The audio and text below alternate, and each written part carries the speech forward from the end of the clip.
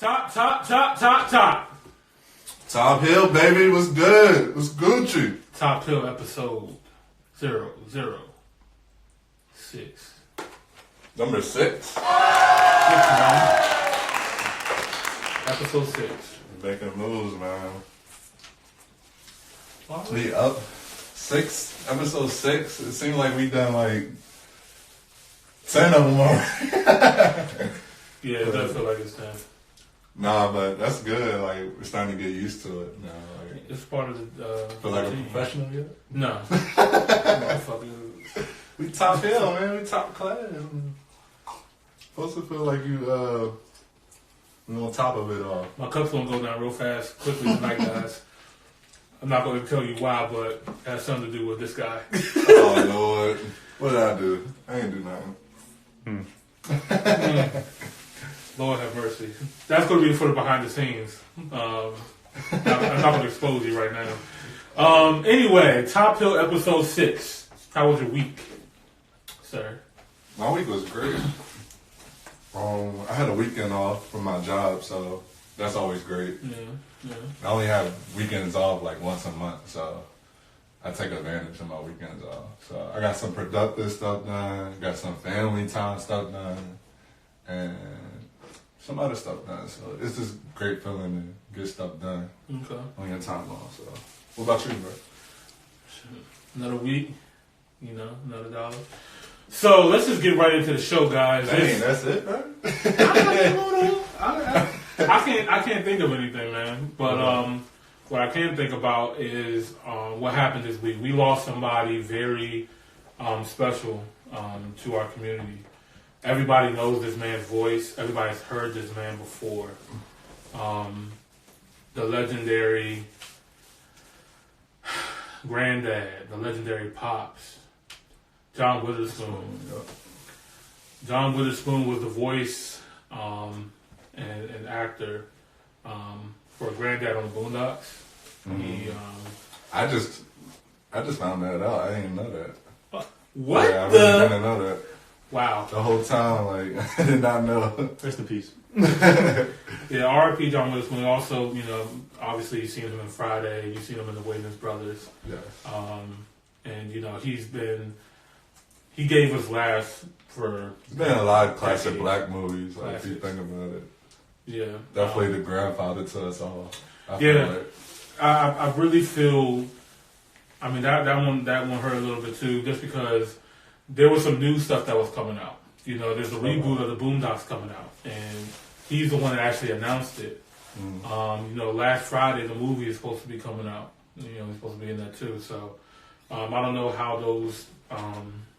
shows and movies are going to, go on without John Witherspoon, but yeah, Yeah. sad. Yeah, it is, because he's a unique talent, so it's going to definitely be You can't hard. replace him. You can't replace that, man. His energy, his presence is out of this world, bro. Like, especially on the Waynes, bro. Like, that's one of my favorite shows. Mm-hmm. Like, Pops, man. Dang. That's my dude, bro. So, in other news, some positivity.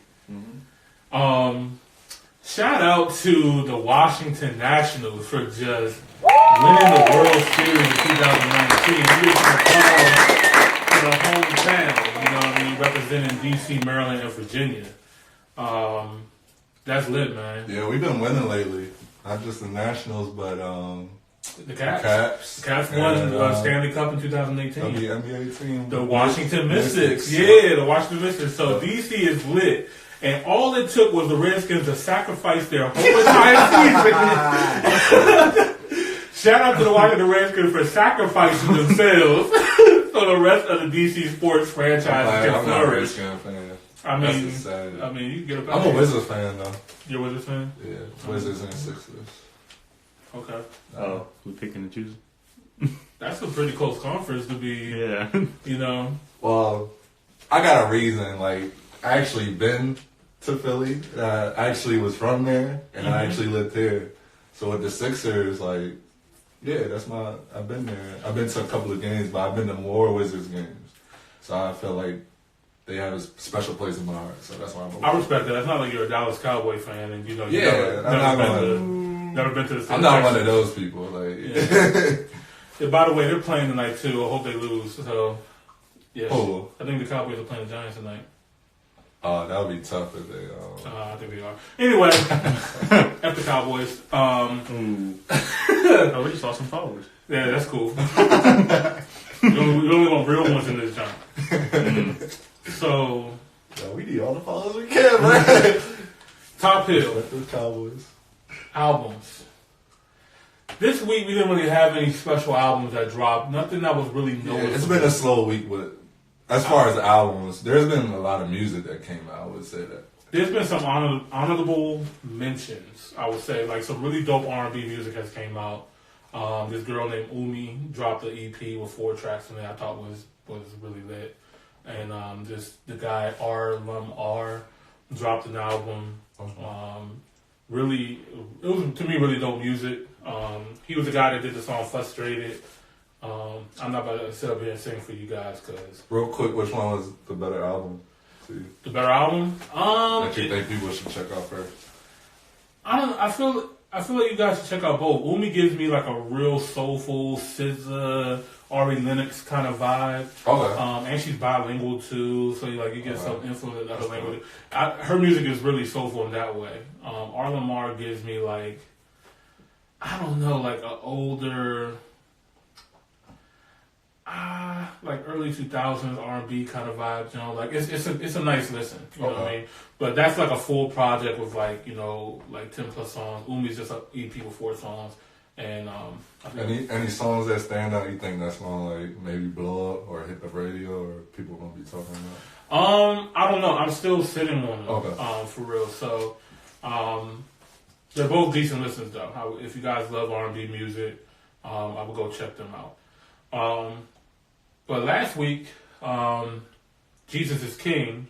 Okay, yeah. We both picked that. Yeah, it's the top album. Jesus is King dropped last Friday. We both picked that as Top Hill album. This is the first time me and E Money decided on one album because. Don't get used to it, guys. Don't get used to it. Yeah, don't get used to that because, I mean, we both have great music taste, but we have different tastes. So.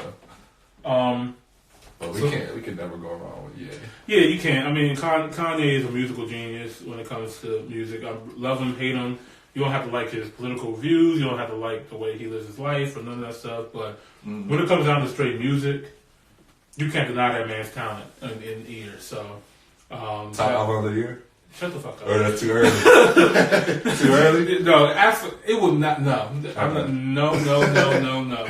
I would love to hear my viewers like, what's y'all top album like this year? Like, we still got 2 more months to go, so let's get through these 2 more months. You know, we still got music to come. At the end of the year, I think we will do a Top Hill segment for the year. I think that's only right. So. Yeah, Jesus is King. Shout out to Kanye West for dropping his 9th #1 album in a row. Goat. Debuted at #1 on the Billboard charts. Goat. Sold about 264,000 copies. Yeah, he sold more than his last project. Ye and Kid Sees Ghost. With this one. Oh, really? Yeah, it sold more than both of those. Combined or just not combined? Just okay. He sold more than the last 2 that he dropped. So, this album did really well for him. And I know he feels that he probably got that gospel world support too. Yeah. I mean, there's a lot of money in that non-tax church money right there. But he got a lot of support from his old fans. And then also some new fans. He lost some fans too in the process, but. You think so? Come on, bro. I don't think so. I'm sure there's people that do not like Kanye West just because... There's people out here, bro, that don't like the music because of the person.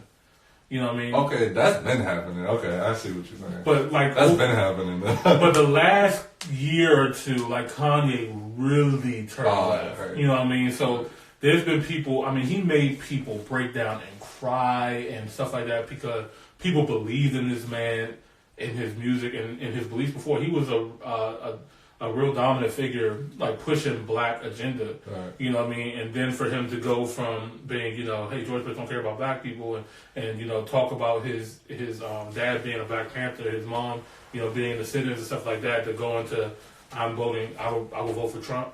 You know what I mean? Like that really took a left turn that a lot of people really couldn't, transition into. So. True.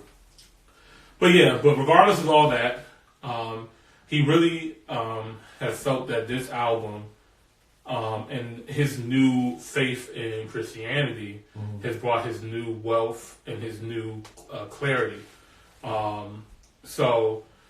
My personal thing is, I don't care what your religion is or who you think God is or whatever. Whatever makes you a better person for yourself, cool. You know what I mean? I see him being a little bit clearer and a little bit more sane. He also said that he got like $96 million back on his tax returns, where he used to owe like a bunch of money. You know what I mean? So his whole financial situation is changing. His following is changing. He's starting to gain traction again. So shout out to him.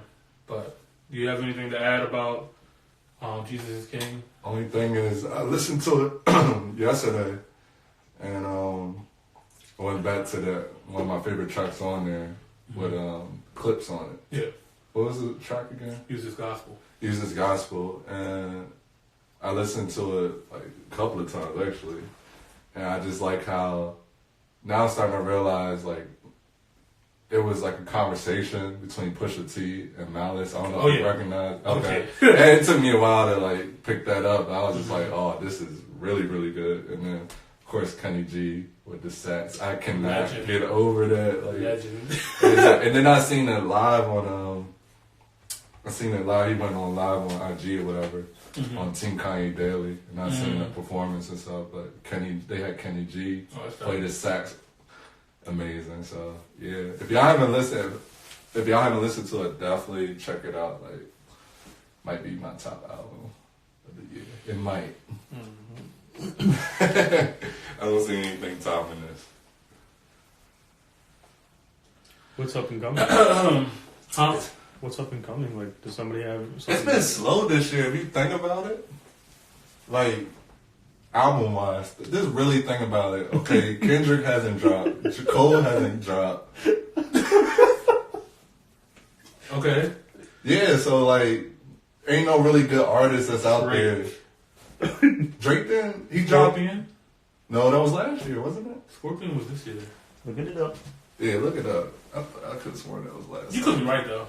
No, yeah. Scorpion dropped. Yeah, it was last summer. Come on, Monty. Like, what really dropped this year? Like, an album you're like, oh my god, this is so significant to me. Like, when's the last time you had that feeling? Well, last year. There has been a couple of them that did drop this year. Big June 29, 2018. Yes. Okay. So you were right. So Scorpion was last year. So Big Crit dropped this year. I thought that was the album was lit. Rick Ross's album, Port of Miami 2, was to me a standout album of the year. It's not really memorable, but all right, Chad. All right, Chad. Who else? Well, I don't have the information in front of me right now. You need it. I should. It's a whole year. It's a whole year. We're in the 11th month. You asking me to remember 11 months ago, nigga? I don't know what happened last week. Bro, you're going to remember an album that really Tyler the Creator dropped one this year? Yeah, Igor? Right, Igor. yeah. I don't really care for You're going to remember an album that really, like, stuck with you. And that's what I'm saying. Like, we will do there's this. No album we will this push year this. that really Port stuck. of Miami? No. It's good, but it hasn't stuck. And that's what I was saying. We will push this discussion to the end of the year when we have our top albums. It's facts. So we'll see what happens. I'm not willing to say that Kanye West Jesus is King is the #1 album. This album has it's 11 songs. It's 27 minutes. It's very short, so it gives you the chance to repeat this album many times. it's different from everything else that we listen to. But I will tell you this. So many times since it came out. I will tell you this. I'm not feeling it as much as I was the first week. Okay. Half of the album is cut off for me now. Okay. The first week I was like, I can listen to this whole album through and through now. This week I'm like, no, I gotta cut that in half. And I could only really pick probably five tracks that I would listen to, which is half of the album. So in my personal critique, half of your album does not give you album of the year. I need a full project that I can listen to from start to finish when I want. You don't think it's start to finish? No, it's not. It's not. Alright, let's move on, because I go on that all day. It's definitely not. Definitely top 5. Top 5 of this year? Top 5 discography. The Baby too. Thank you. Kirk dropped. Kirk was fire though, and the more I'm listening to Kirk, I wish y'all could see my face right now. They can see your face. It's not good. No, I'm talking about people that are listening. Like, so, bruh, no, it wasn't that good. I'm sorry, whoever commented. Wale Wow, that's crazy. Thank you, Miss America. I'm trying to say, there's been albums that dropped this year. Ari Lennox dropped this year. Summer Walker dropped this year. Ari Lennox, yes. I'll give you that one. And Summer Walker, I'll give you that one. R&B on top this year. Yeah, so Wale Wow, that's crazy. That's, to me, a huge step out album as well. So there's been a couple of standalone tracks and albums this year that... The Baby intro has officially gone gold. As it should. You could listen to Kirk straight through. I did multiple times. I actually listened to it 2 days ago. I just hate that he has the same flow. It's repetitive, and I don't like it. Summer Walker. That's my personal opinion. The Summer Walker joint's crazy. He got hits though. I'll listen to it in the club, like, but it's not an album I'm gonna play 10 years from now. Like, man, this joint was rocking. I'm not playing Jesus is King 10 years from now either. I think I will. Not in the club either. Definitely not in the club. I'll listen to probably 3 songs. I mean, the songs that Santa obviously used as gospel because, I mean, bringing the clips back was huge. Mm-hmm. You know, I messed with Hands On, I messed with the Follow God chant. But that whole album, I don't think is going to be memorable. Especially, it's going to get lost to me in Kanye West's discography of all his other music. We can get into that. You're not going to tell me that this album is better than College Dropout, Late Registration, Graduation, 808 and the Heartbreak, My Beautiful Dark Twisted Fantasy. Like that's the first. You can't tell me those 5 right there, and I can keep going. Well, I'm talking about this year, so okay. So we'll get into that at the end of the year. So, Chad Visionaire, is Jesus is King still your top hill album? of course. Why? Because I just said it earlier. I'm still playing it. And maybe because personally where I'm at with my faith, and I don't know, like Kanye doesn't do no wrong sonically. He has a gift, like you said the last podcast. He has a gift of putting different elements together, putting the right instrumentals, people together, like everything just flows right. So when I listen to a Kanye project, he just don't do no wrong. And I might be biased, but that's just how it is. Everything sounds good. Like, everything Ye touches, everything Drake touches. I'm just thinking sonic-wise, like, it's super good. And like I said on the last podcast, I didn't like it at first, but the more I keep listening to it, the more it's getting better to me. So I have to wait till time tells. I can't really say it's... I'm about to refrain from what I said earlier. I can't really say it's top 5 of his discography, but... we'll see. Time will tell. Jesus is King was a decent album. I think one thing is that we haven't had one of those prominent hip-hop elite artists drop this year recently. So when we hear somebody like a Kanye West drop, we just get overly excited. But when was the last time we heard Drake or Cole or Jay or Kendrick? God damn, Kendrick, drop a song, please. But outside of them, the last people that we really heard from has been last year, kind of. So for me, the hype of the Kanye West album has drastically dropped for me. this week. Half of the album I skipped now. So some of the standalone joints use this gospel, Hands On with Fred Hammond is lit. Follow God is lit. The first two intros, the first two songs are intros. I like listening to them. They get me hype a little bit. But other than them, that's it. You know what I mean? Just named the whole album pretty I good. did. That Close on Sunday is corny. Okay, what's the On God is corny. You don't like Water? Water is trash. Oh my God! What else you got? Oh my God! That was the last song, Jesus Lord. Get out of here. 40 seconds. Not even the track. Get out of here. Oh my God! So, in my opinion, Jesus is King is no longer my Top Hill album. Okay. Back to Appraise, his title of Top Hill this week for E-Money Boss is Wale Wow That's Crazy. Oh my God! So, the reason why I chose Wale Wow That's Crazy is because Wale made a timeless album, an album that I can listen to from start to finish, even a month after it dropped. From Sue Me, talking about how he wants to support black businesses, black entrepreneurs, and black actresses, and then also highlighting, obviously black love, black women, and also dealing with mental health within himself, learning how to truly love himself. He was dealing with an issue where it was this syndrome called imposter syndrome, where he feels that he's not good enough to be at where he's at. He might be at the party with Jay-Z, right? Because Jay-Z obviously has given Wale his credibility and his accolades before. He's best friends with J. Cole. You know what I mean? And he went from being on the road with J. Cole, and J. Cole opened up for Wale, opened up for Jay, from now J. Cole being, the headliner over Wale. But they still talk on the phone all the time. You know what I mean? So he kind of feels like, damn, I'm like right here with it, but people don't respect me like my other peers do. So that's the way how he could articulate his rhymes. The music sounds sonically amazing on the album from start to finish. Standalone tracks, Sue Me, Set You Free, Debbie, what else? You got Cliche. You can the joke with Meek Mill, Routine is a banger. That's probably the worst song on there. I ain't gonna hold you. And I listened to it again. Oh my God, really are you serious? It really is. Bro. How is Routine the worst song on that album? Explain yourself.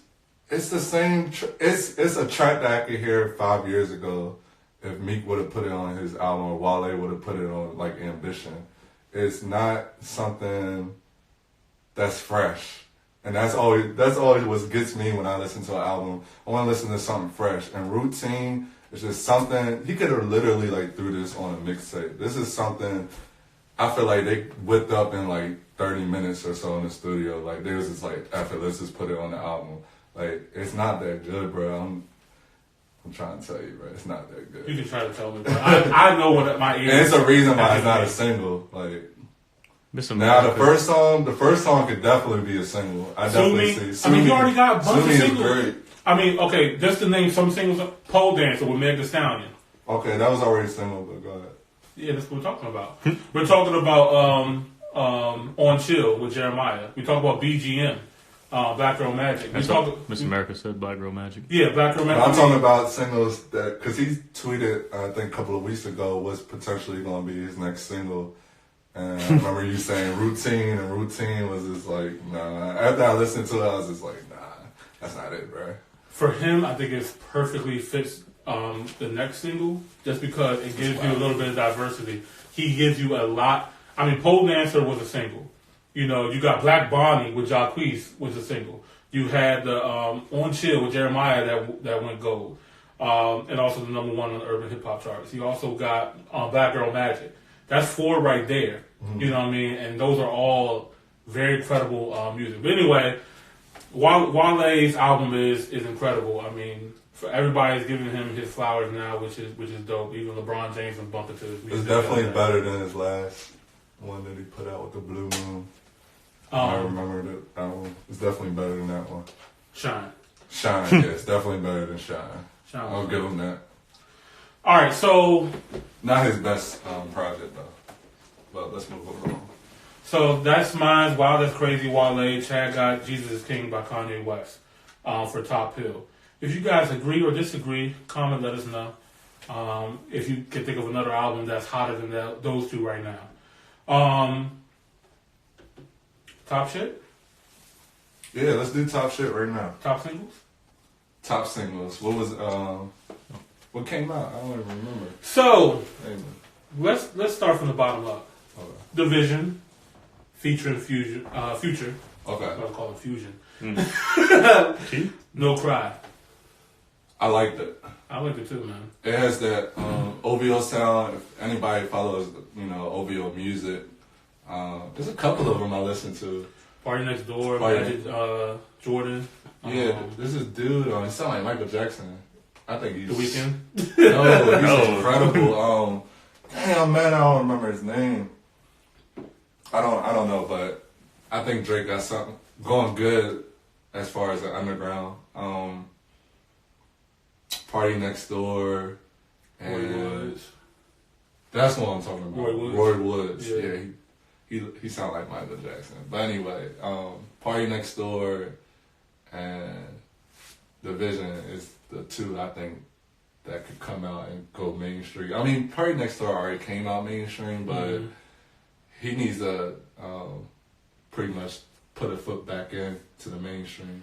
I know he's doing stuff, behind the scenes writing. Like he wrote for Rihanna. I don't know if y'all are familiar with that. He wrote it for a lot of people actually. But I love him as an artist, so I feel like they should push him out more. And I blame Drake, man. I blame Drake. I feel like he took a lot of his songs that he wrote, and Drake threw his own little twist on it. Yeah, that's all I gotta say for it. I think they need to push Party Next Door out. I think they need to push out Division. Roy Woods still needs some work.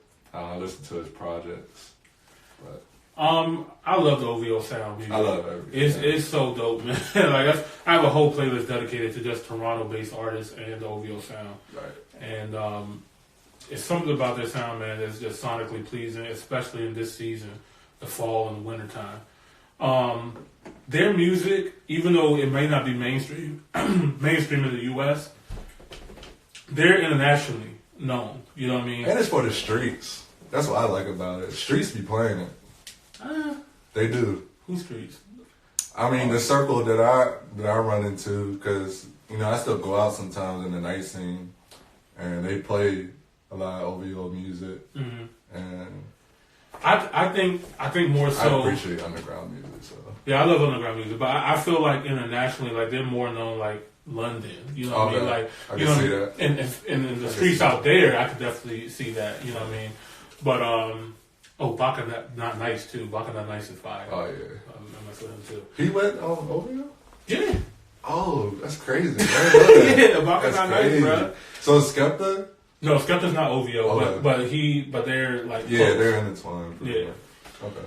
So next, Frank Ocean. Frank Ocean. You want to In my chop room. on that first, or? Frank Ocean dropped a single, y'all. Hey. Hey, I know what you say. Yeah, you messing with it, It's called In My Room.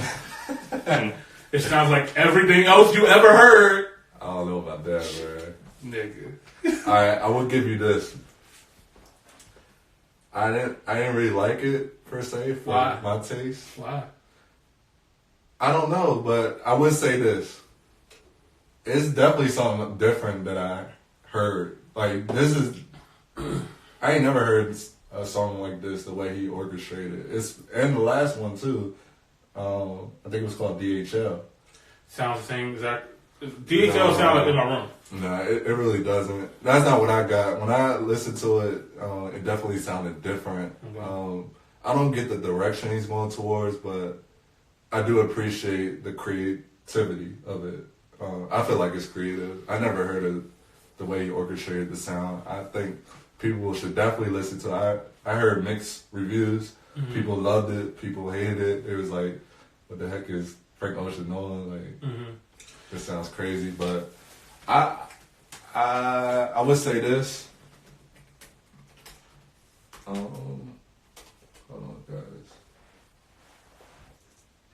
I'm very confused on what Frank Ocean is doing right now.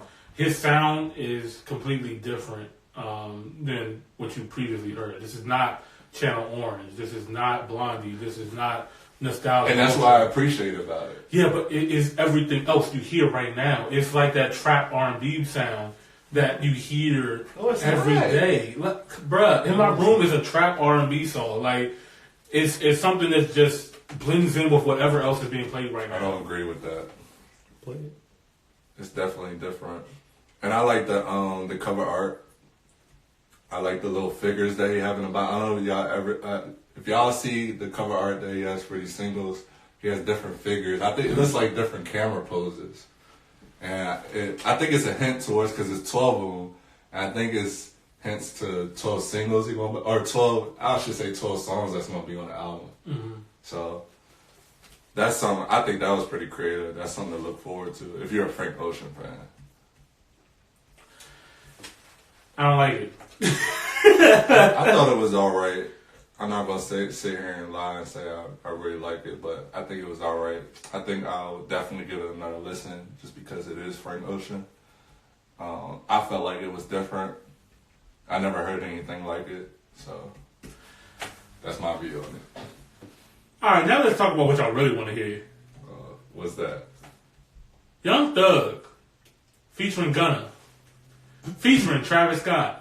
Okay. Hot. I agree. Hot remix. That shit hot. That show hot, bro. That song is hard. That song is hard, bro. When I was listening to Young Thug, So Much Fun, that was one of the standalone tracks that I was like, oh man, this John, I bang with this John hard. This John is fire. And then they just had to throw freaking Travis Scott in the mix. And that took it to a whole nother level. A whole nother level. I feel like Travis just wanted to hop on it. He was like, bro, why you gotta put me on here in the first place? Like, he's like, look, I just broke up with my girl. I got time for y'all now. Because I seen the Young Thug interview. Even Young Thug said when they did the song, Gunna was trying to make it his song for his project. And Young Thug was like, because you know he's the president of his label. He's like, nah, man. Nah, it's mine. That's my song, man. He knew that song was going to be, of course, hot. So, did you see the music video?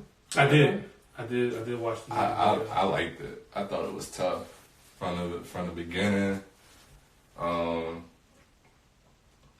like the marching band in the beginning. It gave me really HBCU vibes. Right. I like how each Gunna had his own little scene, mm-hmm. Travis had his own scene, and Young Thug, and it told a story. So that joint's fire. I suggest y'all check it out for real. Yeah, I'm gonna give you a little hint. Gunna was in that jump, and the whole theme is hot. You know, it's fire everywhere. Right.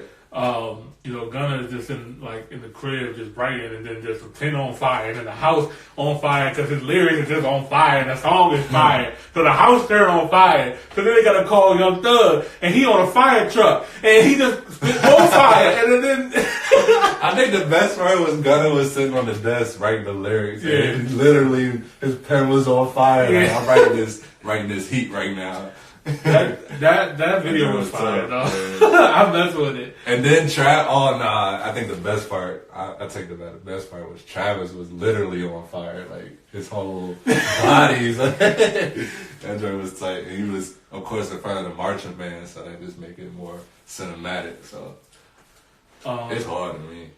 I mess with it. Y'all should definitely check that out. That's an example of how you make a fire song and get a fire collab to do a fire feature and have fun. Yeah, the song is fun. I feel like people, artists miss out on that. They try to be too serious. Like that's why I appreciate the Young Thug project. Like they literally he was just having fun. Mm-hmm. And that's what it should be about. Like just having fun with your music and just be organically you. So I mess with it.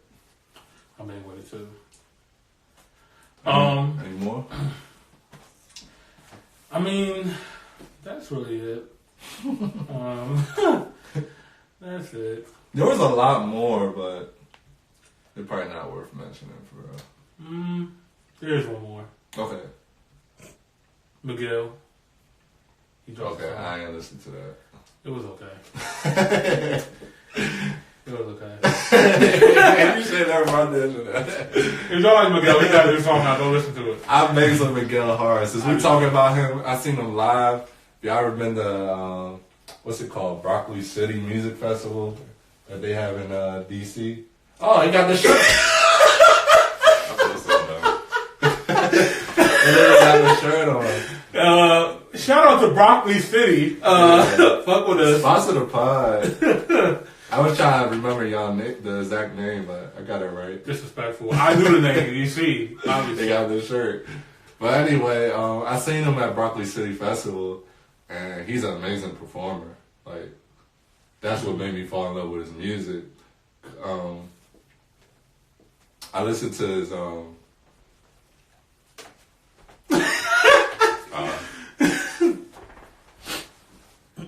I got a booger, y'all. Trying to be discreet. Fuck me discreet. Alright, so. Chad, you got booger. Yeah, our guy behind the scenes, shout out to Brandon. I'm not gonna put his full name out there, but yeah, he helps us with the podcast. Yeah, let me know I had a little something on my nose. All right, go ahead. I don't even want to talk about these things no more. We can move on to the next jump. Sugar? There you go. Shut up. Top Netflix show.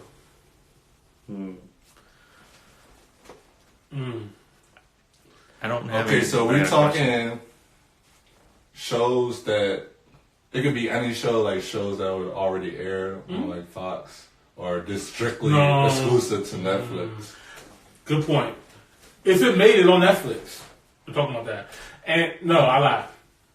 Netflix exclusive. Because, you know, you got that 70s show on there, which is classic. You got The Office, it's a classic. Black Panther on there right now. That's not a show. So, top Netflix show. Not movie, not anybody else's shit. Top Netflix show. So produced by Netflix. Yes. Okay. Or brought to you by Netflix, either way. Whatever. Damn. It's a tough one. I got a question for that. I would just say what I'm watching right now that I like a lot. Let me make sure it's actually. Baker, give me what you was about to say, bro. I just got a question. So I want to know if any of y'all have started watching it yet. I'm going to start watching it. Raising Dion. Yes, I have started watching it. Is it worth it? Be honest, because it looks good on advertisement. Because it looks like, you know, kid with superpowers. It's you know, what every kid likes to dream of. Me personally, right? I feel it's corny. It looked like Black Stranger Things. Yeah, I did. It's funny because I'm so glad you wanted that. Because the white guy on the show had a ringtone with the Stranger Things theme song. That show was so corny. Okay, Raising Dion, I feel, is a show that's more so geared towards children. Somebody said All American. My bad. Somebody said All American. Have you seen that? I haven't seen All American. I have heard a lot of good things about All American. Can I just tell you mine real quick? I'm not sure if this is a Netflix exclusive. Go ahead, Chad. Tell us what you talking about. Mad Men. I don't know if y'all seen that. Oh, you made me think of it. Oh, you made me think Mad of Men it. is a phenomenal show. It gives a female perspective on the workforce and marketing, advertising and marketing world. And it takes place back in the 60s. Mm-hmm. So it's pretty much, it's an all-white cast, but it's cool because, like I said, it shows a female perspective of what was going on in the workplace and how they were treated and how you see it from their point of view instead of from the man's point of view. So I'm on season 2 right now. I loved it. That's all I gotta say about it. That's the show I'm on right now. I'm not sure if that's my favorite, but that's the show I'm on right now. Miss America said, "Don't listen to Amani. You can't judge a show if you haven't seen it. Raising Dion is good." I watched like 4 or 5 episodes of it. That's enough for me. Ooh, So Netflix has a lot of noticeable shows on there that obviously is worth listening to and watching. They have Marvel shows on there. They have Marvel shows on there. Daredevil, Fire, Luke Cage, Fire, Jessica Jones, Fire, Iron Fist. Whoa, really, Jessica Jones? Jessica Jones. The first 2 seasons of Jessica Jones were, to me, super dope. I loved the Jessica Really? Jones. I like Jessica Jones over corny. Luke Cage. I like Jessica Jones over Luke Cage. But that Punisher was another good one. Oh, Jessica Jones over Luke Cage? Really? I like Jessica Jones over Luke Cage. I did. But that's one series. You got the jump. Who is the one with Kevin Spacey? Not House of Cards. Yes! No! House of Cards! Oh my god! House of Cards was lit! House of Cards was so lit, bro. Why did you have to touch them kids? You nasty man! You nasty piece of shit! So, House of Cards was on their final season. The lead of that show name was Kevin Spacey, an older white guy who just happened to be butt fucking. That's not funny. That's not funny. It's not funny. That's not funny. Like, it's not funny, but like the typical Hollywood behind the scene type of shit, like it's disgusting. And he ruined the show pretty much because like you can't really do that show without him. I think they tried to do the season again or whatever, try to finish it up, but uninterested. But that Narcos is good. Narcos is real good. The last thing, I don't know what they're trying to do, but once Pablo Escobar died, that's when they should have just left it where it was. Yeah. But that was another great. I can't get into this because I don't watch TV, so I barely watch. It's not TV. It's Netflix. I barely watch Netflix, so. But right now, I would say the top Netflix show, if you guys have not seen it yet, is Rhythm and Flow. Oh yeah, that's another one I watch. I mean, you watch TV. Liar. Sometimes I watch. Rhythm and Flow is a hip hop competition show, which they go to different cities. They pick out the best hip hop talent in the area that try out. They bring them to LA. They go through many different challenges. One challenge is that they have to come up with a song on the spot, perform it. They got to make a music video. The next challenge. Then they gotta create a feature and hop on a feature with an artist and perform a live challenge. So they had actual real artists out there that they had to collaborate with. Ty Dolla $ign, Miguel, Tory Lanez, Janae Aiko. That was dope. That was so dope. And the winner of the show gets $250,000. They're not obligated to sign with the show or anything like that. So it makes the show super organic. And on top of that, they grabbed really great, diverse judges. T.I., Cardi B, and Chance the Rapper. And when they go to these different cities, they had Cardi go to New York, where she's from. She grabbed two artists who she respects, Jadakiss and Fat Joe. You had Chance the Rapper, who they were ruthless in New York too. It's New York. You know what I mean? It's like New York. It was ruthless. Yeah, they're gonna joan on you. They're gonna call you out. Fat Joe had no cut cards. Yeah, you suck, bro. That's New York culture, so I didn't expect That's anything always of been that. Fat Joe, though. Fat Joe's always been a cold cut like that. Yeah, and I respect it though. And I'm glad they were that because I felt really bad for Cardi B because there was a time on that episode where Cardi B was trying to critique somebody and she knew that person was not good enough to go to the next round. But people were trying to bully her into saying, yo, she's a girl, she's from the Bronx, she's like you should be supporting her. And they made it something else. Like I felt like they try to make it like it's hard for women to make those tough decisions. And somebody was telling me she wasn't credible enough, just off the fact that she don't write. But I had to explain to somebody like, Cardi is a star. That's what you gotta realize in the industry. Like when you're a star and you're making music, like if you don't write your own music, you still have to portray that presence. And you still like it's more than just making good music. You have to do everything else. You gotta have great style. You have to have great presence on stage. So when Cardi's judging, she's not judging like Fat Joe and Jadakiss were on the show. That's what I appreciate about it. Like when she brought those lyrical guys, she's like, they could judge off the lyrical and how they are as a rapper, talent-wise, but she's looking at it. Are Are you gonna make me money? Yeah, Yeah, you are gonna you make me gonna make money. Yeah. And she knows how to make money. I mean, clearly. I mean, Right. look at her resume. So definitely. Yeah. So that's why I think the cast is very diverse. In Atlanta too. I mean, T.I. brought out Big Boy from Outkast, and he brought out Quavo from Migos. So he grabbed one of the legends from the older hip hop group for one of the legends from the new hip hop group. Right. And then they I went. be careful, Quavo, for a judge, but The thing with Quavo and Cardi, like their image sells their music more than their music sells their music. right. So they kind of have to be careful what they say and how they say it. They're a little bit more, on the thinner line. You know what I mean? That's how I saw it. You know what I mean? And then I didn't see it like that, but it makes sense.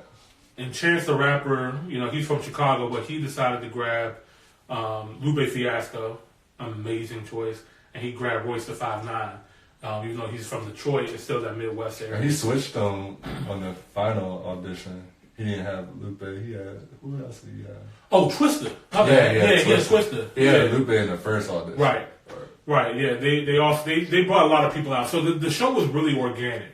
You know what I mean? It was one of the last shows Nipsey Hussle was on too. R.I.P. legend Nipsey Hussle. So the show was really good, y'all. Check that out. That's to me the top Netflix show out. I agree. That might be my top. Yeah.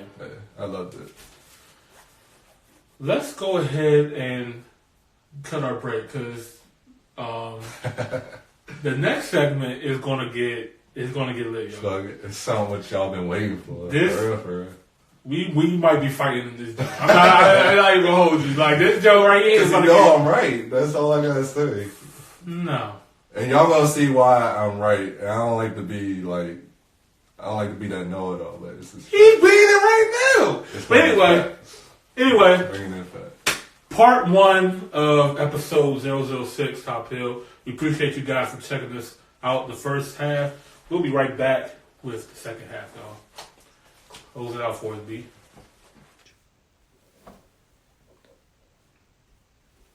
Back. Oh yeah, let me see this.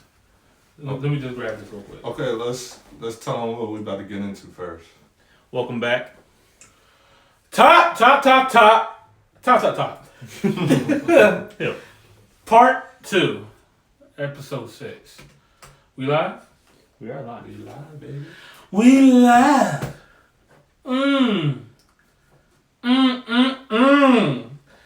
Yo, we got a good segment for y'all right now. Yeah, so let me just break it down to y'all. So Hold on, not done. Go back.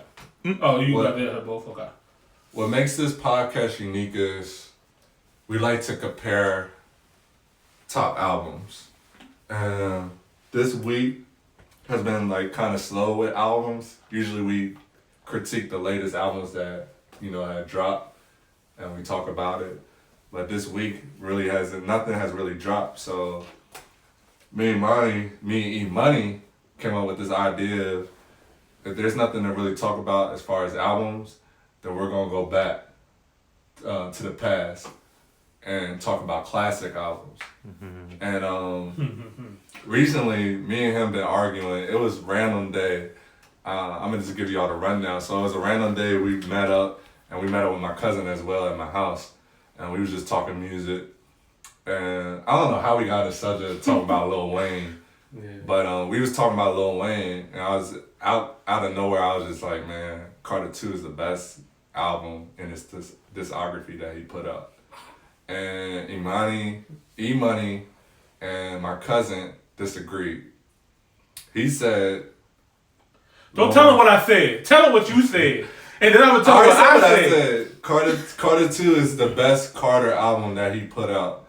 All right, now And keep talking the other stuff. my cousin said, he said Carter 3, then he changed his mind and said Carter 4, so he's already out the conversation. No disrespect, cousin, love you, but Carter 4 was not great at all.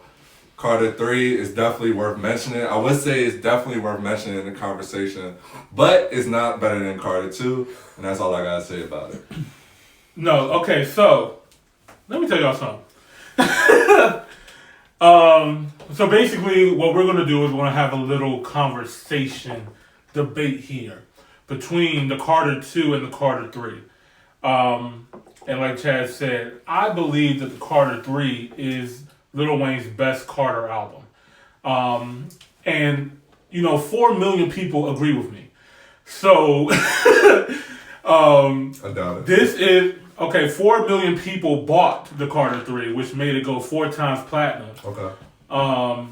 So, this is Lil Wayne's number 1 selling album.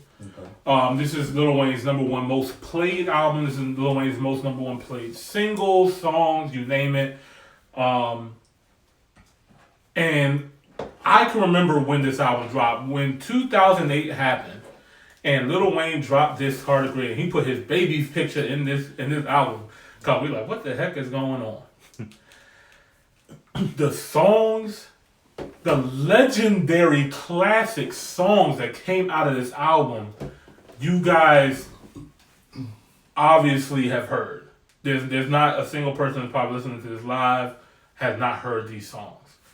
So, me personally, the Carter 3 is Lil Wayne's by far easiest, best album that he ever dropped. The Carter 2 is a honorable mention. It's a good album. The Carter 4, I think, was a great album as well, too.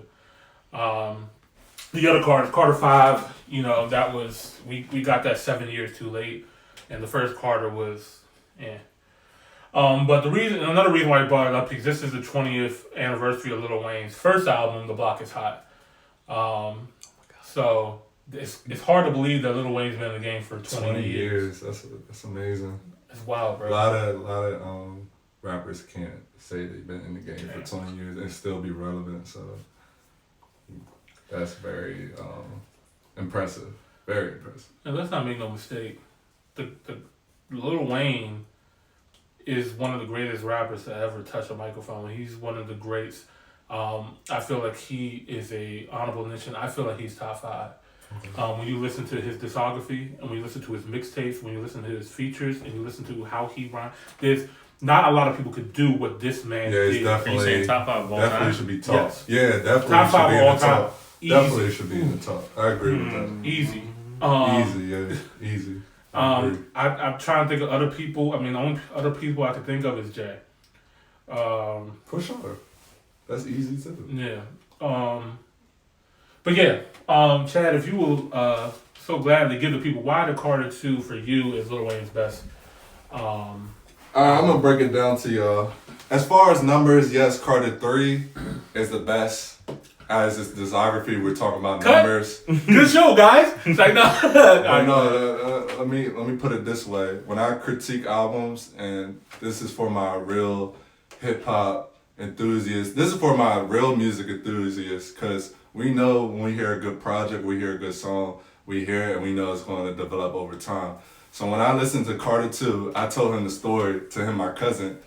To break it down to y'all, they said they felt that like Carter 2 resonated with me more on a personal level. And I had to break it down to him and tell him it never resonated with me on a personal level. Because back when I heard this album, back when I was in 7th grade, when was this, 7th grade? I want to say this is 05. Yeah, I was in 7th grade in 05. And I was not a Lil Wayne fan. I did hear a couple of songs, because of course everybody knows Lil Wayne at the time if you were into hip hop. But I went to a private school, and majority of the kids were white. And a lot of white kids in private school, if you grew up in a private school, white kids love gangster hip hop. So they was on it hard. That's just facts. They was really on gangster rap. So Lil Wayne was one of the gangster raps that they loved. And there was this one kid, he just kept telling me, because he loved Kanye, and I loved Kanye back then, and Tablet Quality, Common. You get my drift. Like, I was on that wave. I was on the conscious rap. I was on the backpack rap. So I did love street rap, gangster rap, but not to the level of this. So anyway, they was like, Lil Wayne, Carter 2, best album of that year. I was like, I started laughing. I was like, no, you got me mistaken. And I brought it to my dad, because he's well respected hip hop critique person that loves hip hop as well. So I brought it to him. He's like, nah, I don't see it. I never listened to it. So I sat down and listened to it one day as a 7th grader. and I didn't really like it. And they played it. I played basketball, and they played Fireman. That was one of his hit singles on. And I was like, okay, this song's actually like fire. So I was like, let me go back to it. And it just grew on me over time, and I started to realize like this man is a problem. And each song, and when I kept going back to it, each song got better and better. Like he was really in his prime when it came to Carter 2. And another thing I want to say is, when the Carter 2 came out, let's think about this. None of those classic mixtapes that we love, no ceilings, the drop, the dedications that y'all love. Y'all know what I'm talking about when it comes to the mixtape. That stuff didn't come out till after the Carter 2, am I correct? Yep. So, when I go back to how I critique albums, I do not critique albums based off of numbers.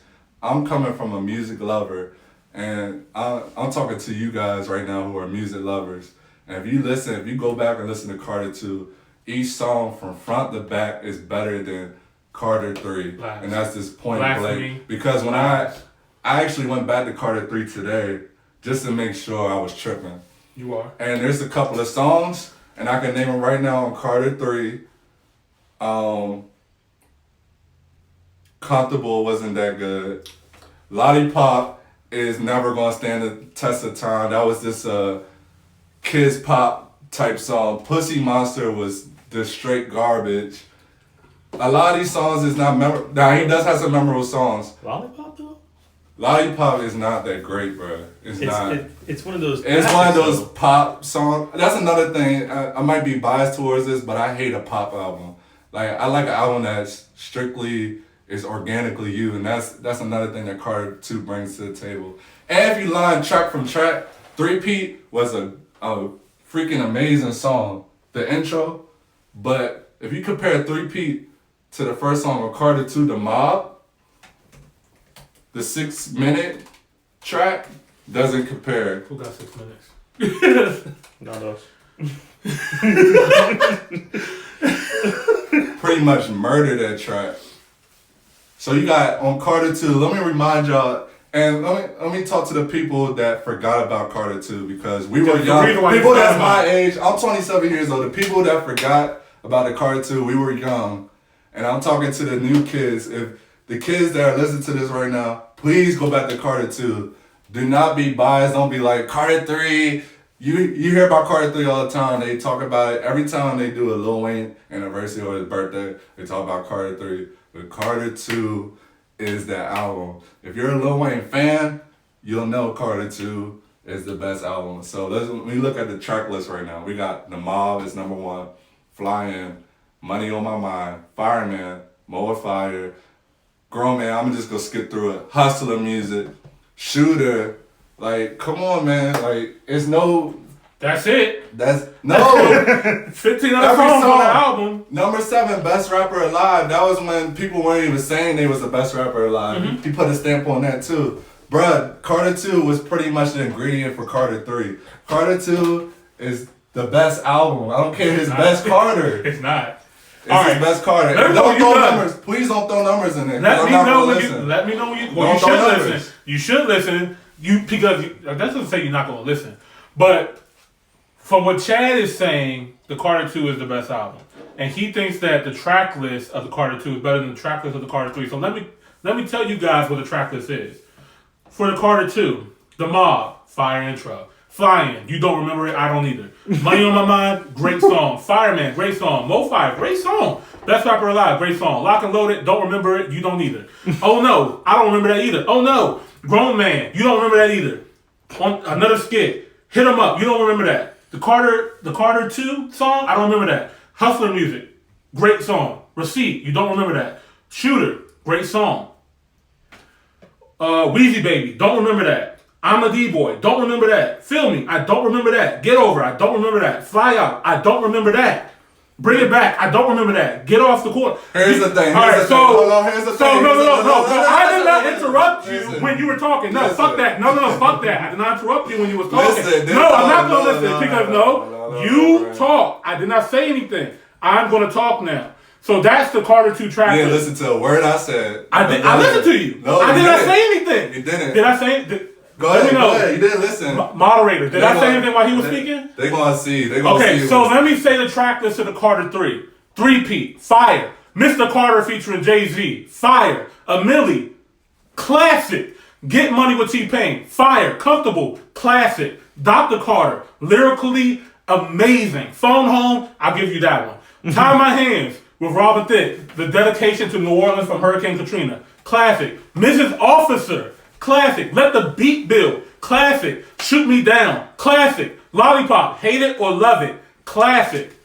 And then the last two, I'll give you that. Those are the only songs you're skipping on the Carter 3. What are the last two? You gotta at least say the last two, Pussy Monster, Don't Get It. You ain't got nothing. I'll give them those. And Carter 2, you're not skipping on nothing. I just said all the ones you were skipping on. Carter 2, you're not skipping on nothing. So my thing is, for a classic album, if you are going to listen to something from start to finish, yes, this album, and let's be clear, y'all, Lil Wayne is one of the best rappers alive. And he said that on the Carter 2. Okay? The Carter 2, in my personal opinion, was his coming to greatness.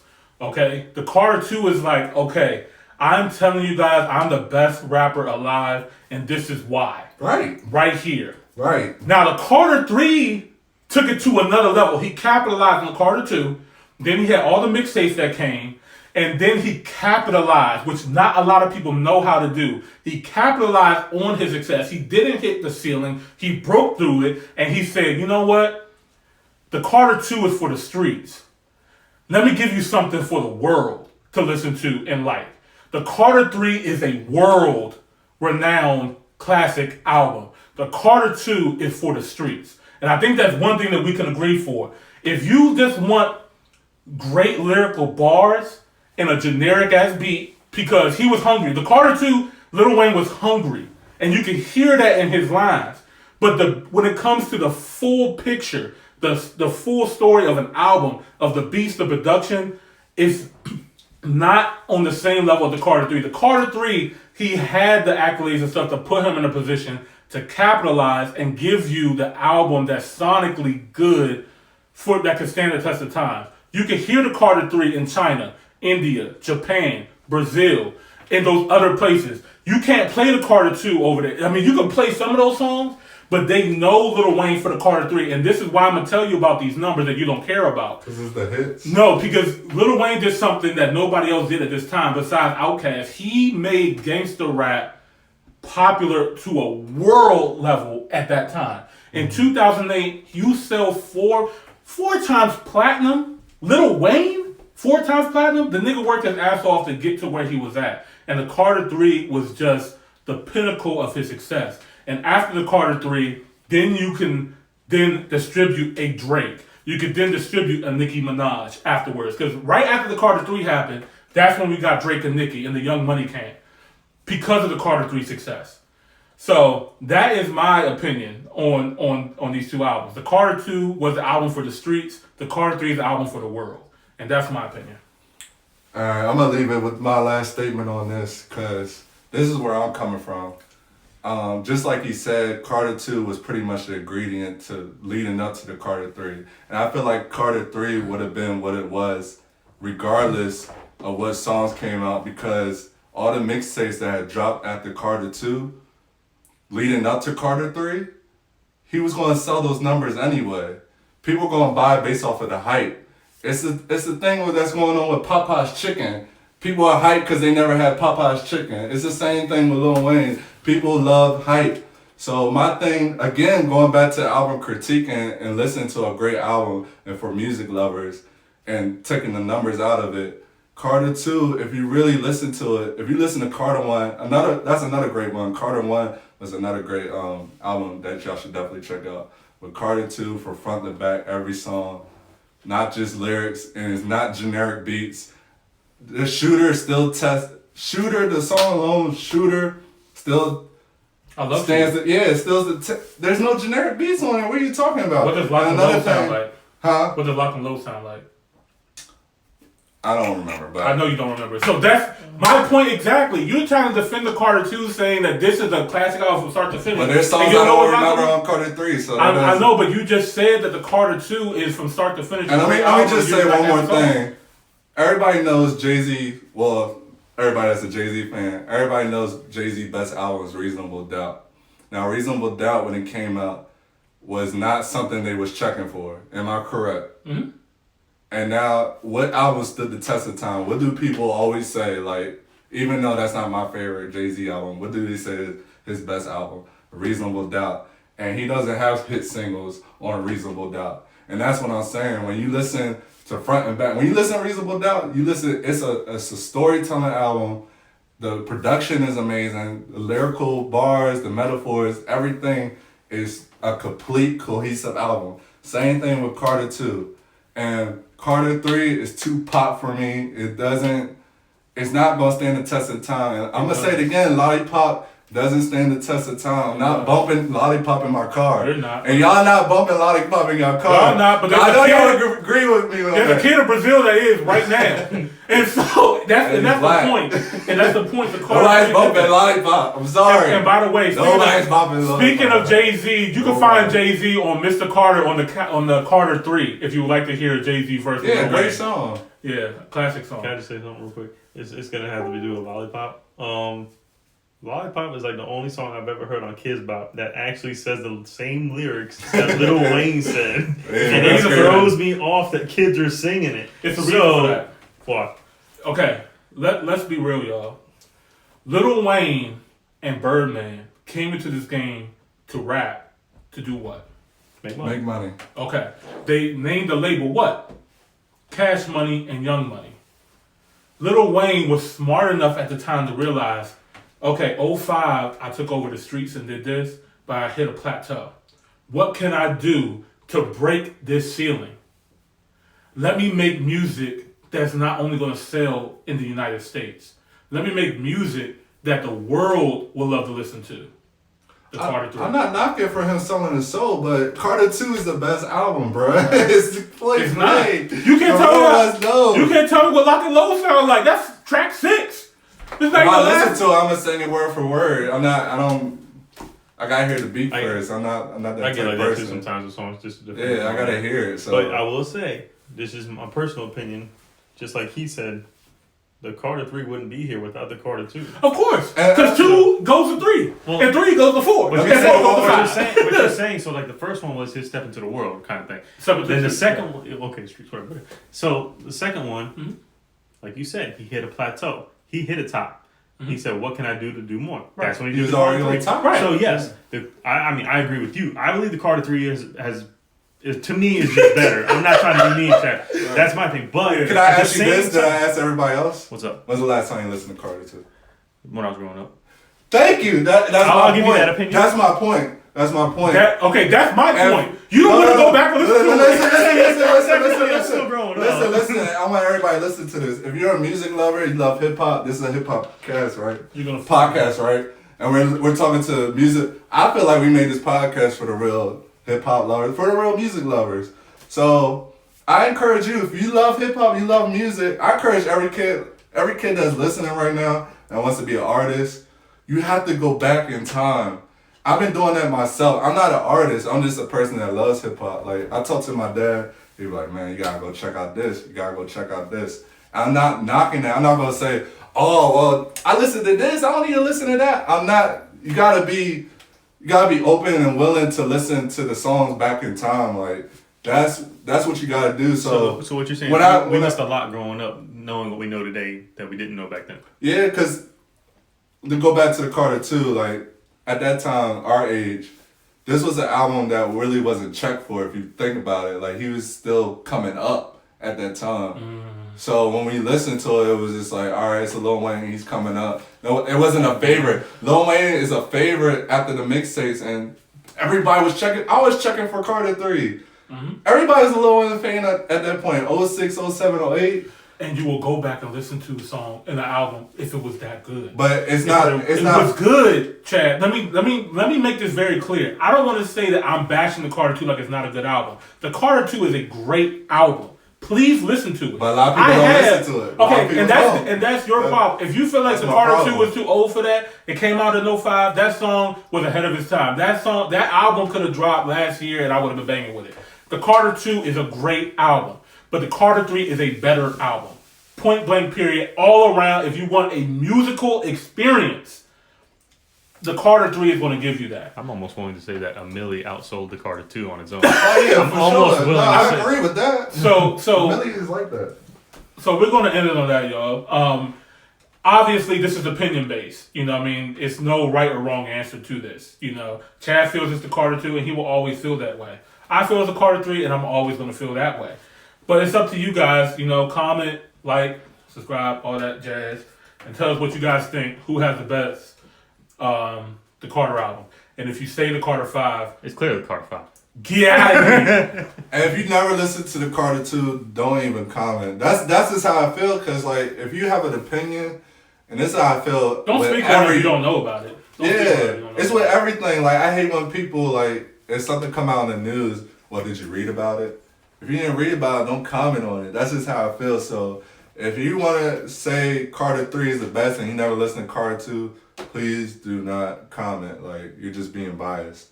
Listen to everything. And I encourage, and like I said, I went back and asked my friends, and they all was honest with me. They was just like, man, I forgot about Carter 2. And when they went back, I'm just saving it. Like, a lot of them said, oh man, you was on something. Miss America got a good idea. She said put a poll up on Instagram. Carter 3 gonna win, because it's the better album. But we won't put up the poll. It's not. We will put up a poll, you guys. The real ones know. The real ones know.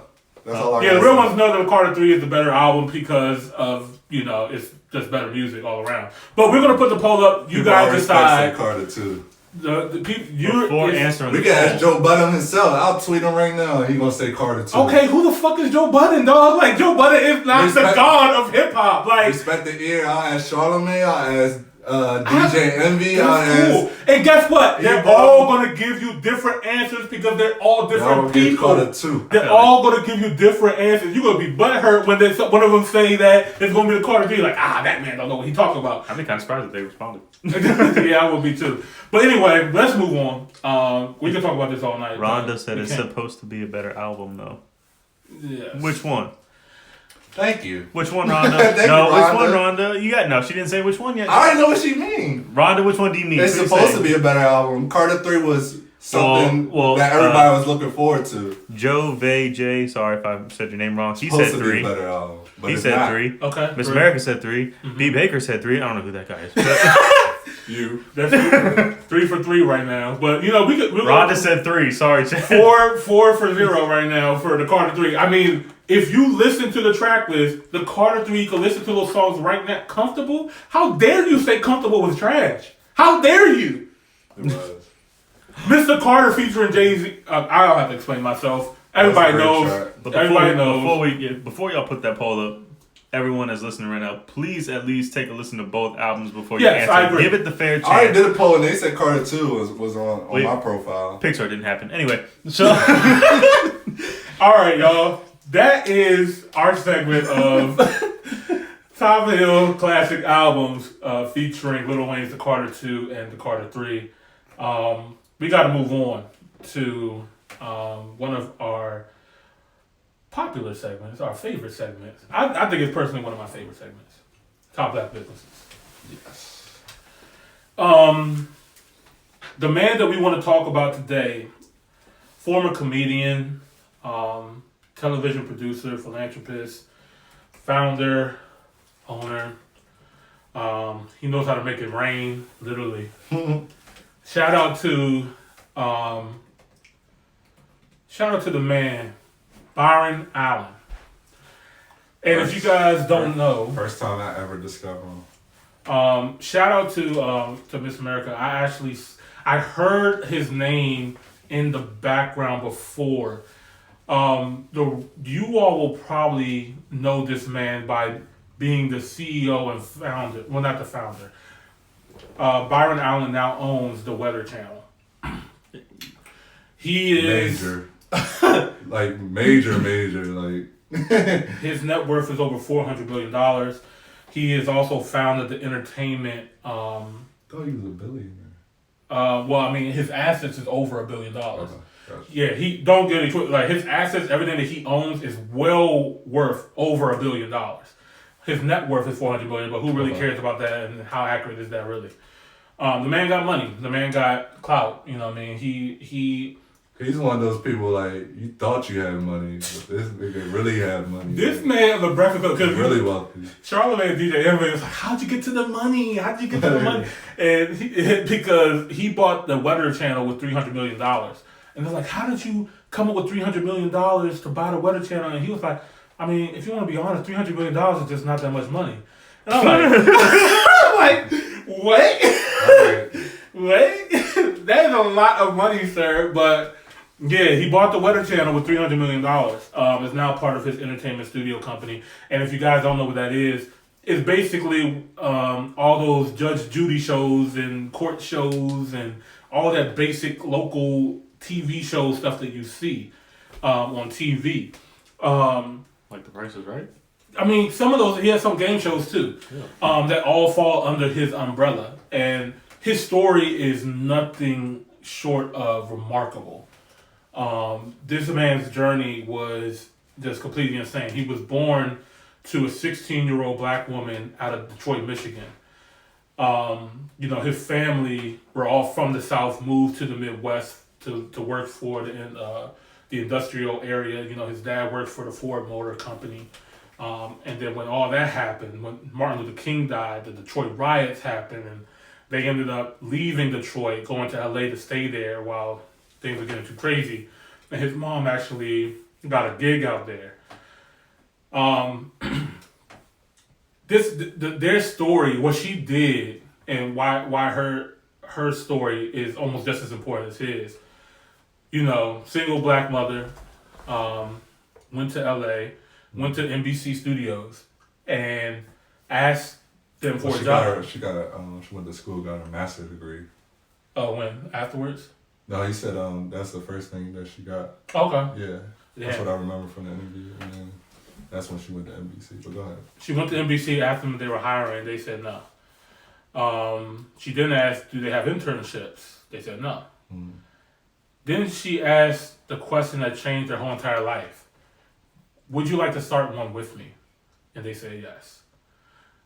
She ended up doing an internship where she actually did tours of the studio for people, like guests coming in and stuff like that, and help people like figure out where to go and like come tour the studios and stuff like that. She couldn't afford a daycare for her son, so he ended up... He'll be there like all the time. He ended up being at her job, and just being around all these people. Like, he just was around greatness from a very young age, and his mom and his job kind of made that happen. And, fast forward. Then he meet, like, famous people on set as well. I don't remember exactly who he met, but... Red Fox, Sanford and Son was a huge one. That was one of his idols. He met a lot of people at NBC. Yes. And this is just an example, y'all. Don't ever give up. If your dreams or you're passionate about something, don't take no for an answer. Don't take the first no and feel defeated. This story that we're about to tell you is an example of, if somebody tells you no, okay, ask somebody else. Keep going. Don't stop asking them. Come back with it. Don't just give up off the first no. The thing I kept hearing was be persistent. Yeah. Because if you're a so-called business person, entrepreneur, they're very persistent in what they want to do, and you can't let fear control your mindset. So I really took that in what he said, definitely. You remember what his first job was, what he said? I don't remember exactly. He went to a grocery store and okay. He went to a grocery store and asked them like, hey, can I get a job here working as a bag boy? Mm-hmm. And they were like, well, how old are you? He's like, I'm 10 years old.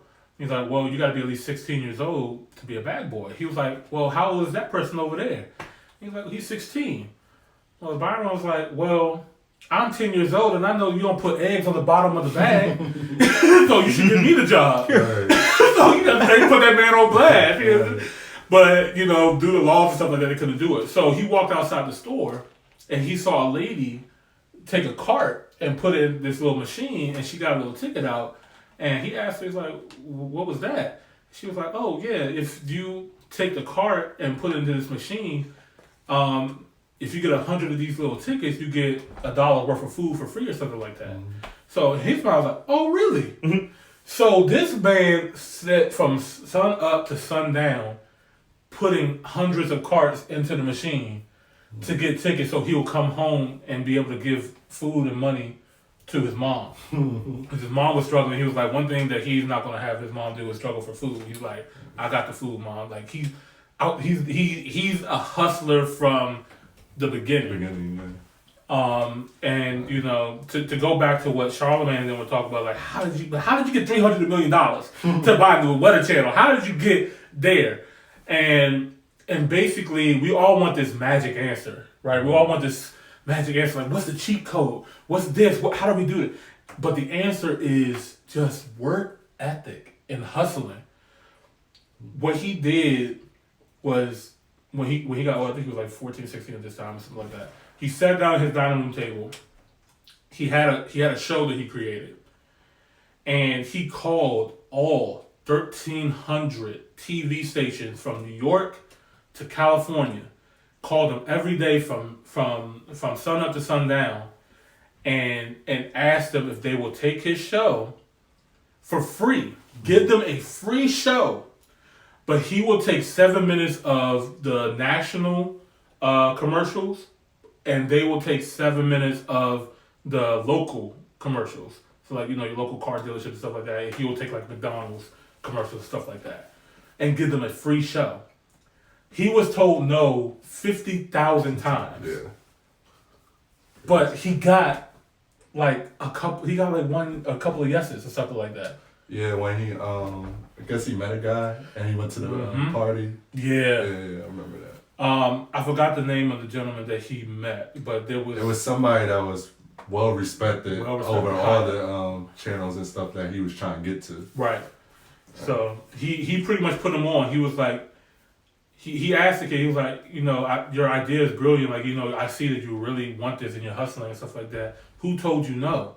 He said, everybody did. Mm-hmm. He said, I want you to come to my party. Right. Blah, blah, blah. So he spent all his money to come to this man's party. And he said, everybody's going to be there. He goes to the party.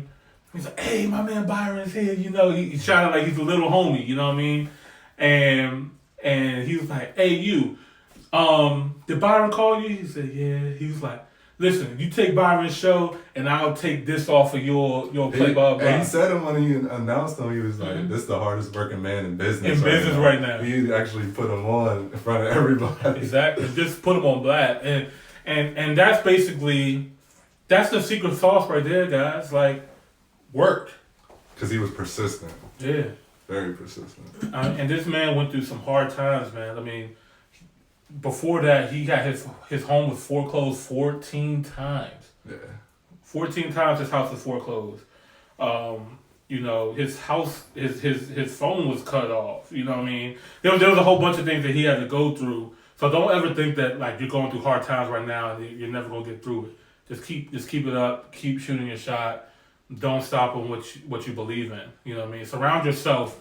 That's another thing too. Surround yourself with greatness. Surround yourself with people who are like-minded as you, who want to become successful as well too. He was around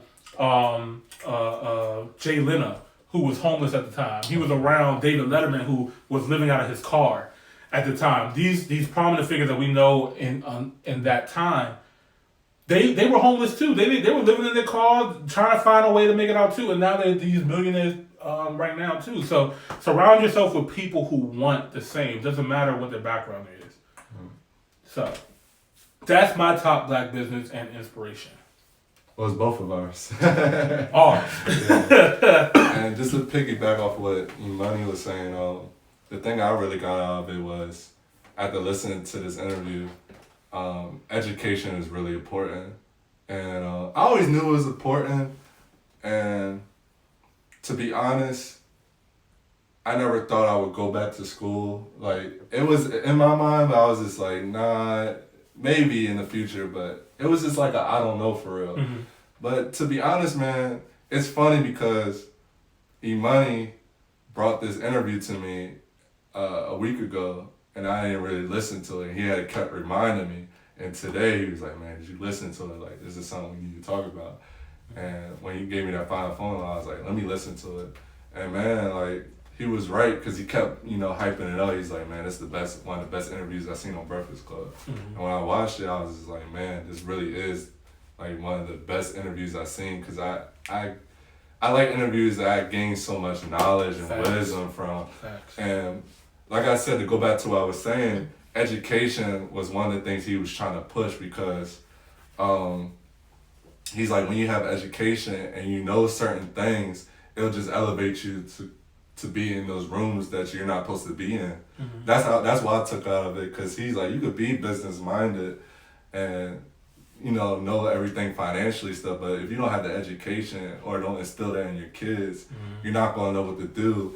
And another thing he brought up in the interview was, you could touch on that, because I'm not too sure on the details, but it was about him taking Comcast to the Supreme Court. And man, I want you to touch on that, because I just watched it literally like an hour ago, so I know you've seen it a few times. This man got me hot, dog, and this is why. Right now, he is suing. Well, Comcast and Charter, they have a legal argument going on right now, and it was all stemmed from. There was an idea.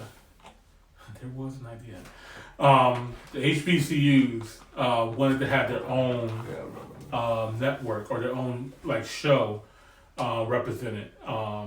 Just like all the other shows. You know what I mean? And there's definitely a customer base for HBCU sports channel. And he wanted his own shows on there as well, not just because it was funded by somebody else, right? Right.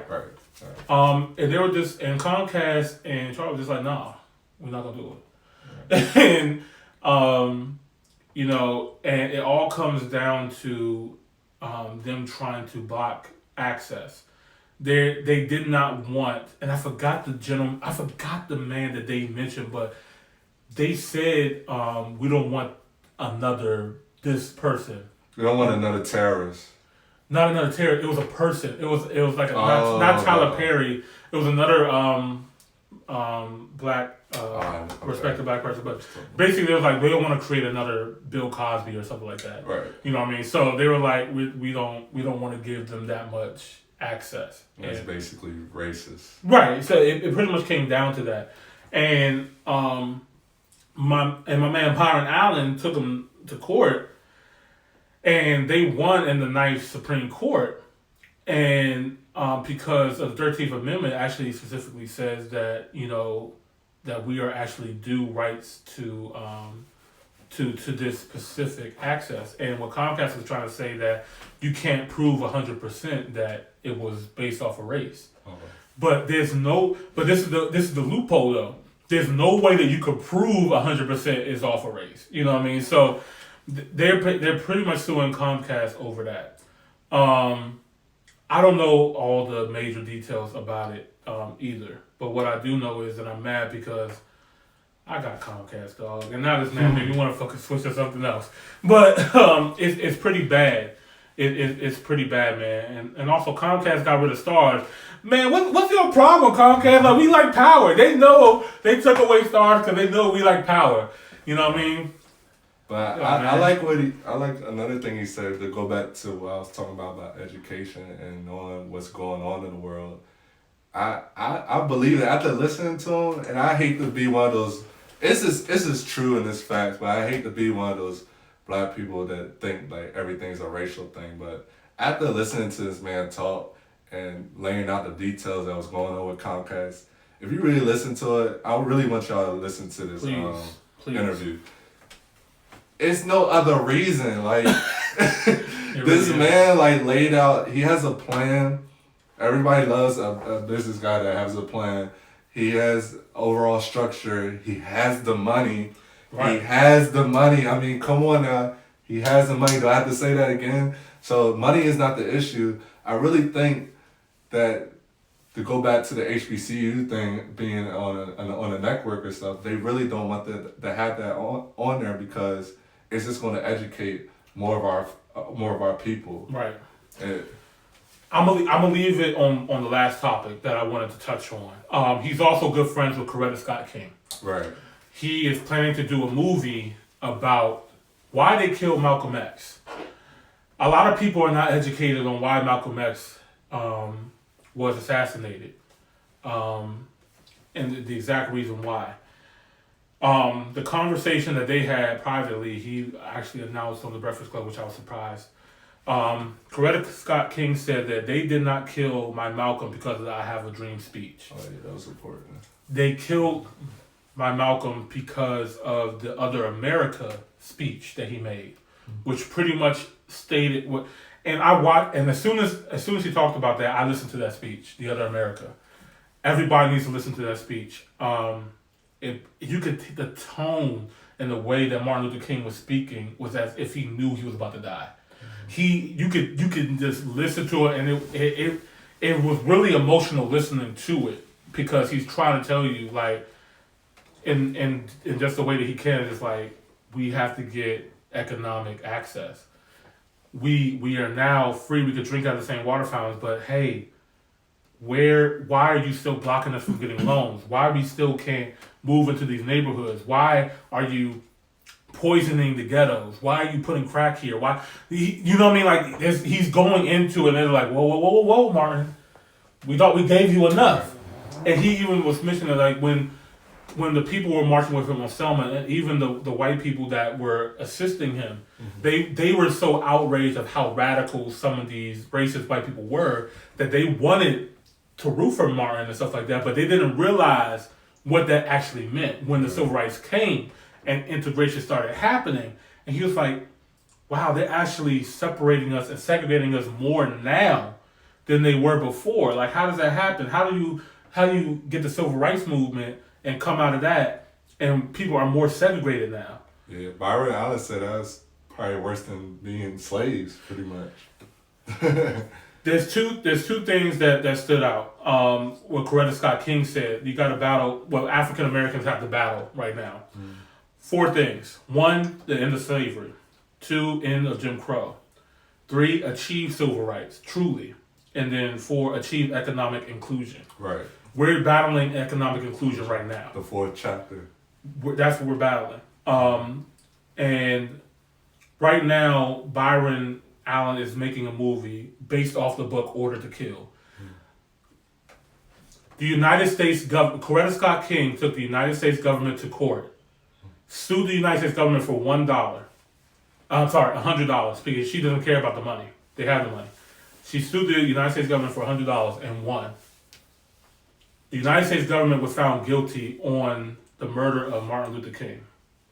And we don't know about that. All we know is that we gave this man a national holiday, we put a statue in D.C., and we have a dream. Right. But what we don't know is that the United States government put the order in to kill Martin Luther King. And that is a fact. And so he's doing a movie about that. We got to protect this man at all costs. At all costs before they try to get him out the way too. Even Charlamagne in the interview was like, man, are you fearful of what they're going to do to you? And he's just like, man, I can't be fearful. I got to do... He's like, yeah, they're going to blackball you. He's like, man, we're blackballed as soon as we come out the womb. Right. So might as well do it. The other thing that he also mentioned too, and you got to be careful with how media and certain people portray black people as well too. You got to worry about the 4 Ds. The first thing that they want to do is they want to get rid of you. The first thing they're going to do is dismiss you. The second thing they're going to do is discredit you. The third thing they're going to do is demonize you. And once they accomplish that, they have all rights to destroy you. They're trying to do all that to Byron Allen right now. So that's what I'm gonna leave that with. Make sure you guys do your research on your top black business. Look up Byron Allen. Look at his Breakfast Club interview. Look out for his movie that's gonna come out, the based off the book Order to Kill. I'm gonna watch the interview again. Yeah. And talk about that book he was talking about. Yeah, and also look at the speech, The Other America by Martin Luther King. That's not one of his most popular speeches, and you can understand why. But that speech is also very important. So that's my top inspiration, and Chad Vision's top inspiration in Black business this week, y'all. Yes, sir. Anything else you'd like to add, man? Man, I just want to say I appreciate everybody that was logged in on the live or anybody that's listening right now. Appreciate y'all wholeheartedly. I want to say shout out to Top Hill Pod. We're all available on social media platforms: Facebook, Instagram, YouTube, just everything. Mm-hmm. MySpace? No, we're not MySpace. Shout out to Tom from MySpace. Hey. Put us on your top 8, bro. Yeah, having the time. Why trying to kill Tom, man? What Tom do to you, bro? I don't know, man. Is Tom Mark probably got him. Oh, yeah. Right. Let's talk about that guy. You. All right, guys. Thank you for watching another episode of Top Hill Podcast. This is episode 6. If you're watching us on YouTube, cool. On Instagram Live, cool. You know, we're going to be available on all streaming platforms soon. All right, guys. We'll see you guys next Monday. Yes, sir. And don't forget to follow us on every social media platform. Comment. Shoot us a DM. It don't matter. Just engage with us. I forgot. Hey, y'all, we got a DM from the Illuminati. Should we take this deal? That's real shit, bro. Like, I don't know if it's real or not, but we got an actual DM from the Illuminati. Like, it may not be the Illuminati. It could be a fake Illuminati, but they was like, hey, would you like to grow your blah, blah, blah, blah, blah by doing this? And I was just like... That was Pornhub. It was not Pornhub. All you gotta ask is like, what's the bag? What's the bag looking like? They could present us with a bag, then we can move forward. We'll know if they real or not. So yeah, if they present us with a bag, they're trying to demonize you. What happened? Did you not listen? Did you hear the bag part? It's like, did you hear the 4Ds? Like 3. That's how they're gonna get you. They're like, he like the Carter 2, get him. You want to sell your soul, man? Look, man, Jesus is king. All right, guys. We out. All right, we out.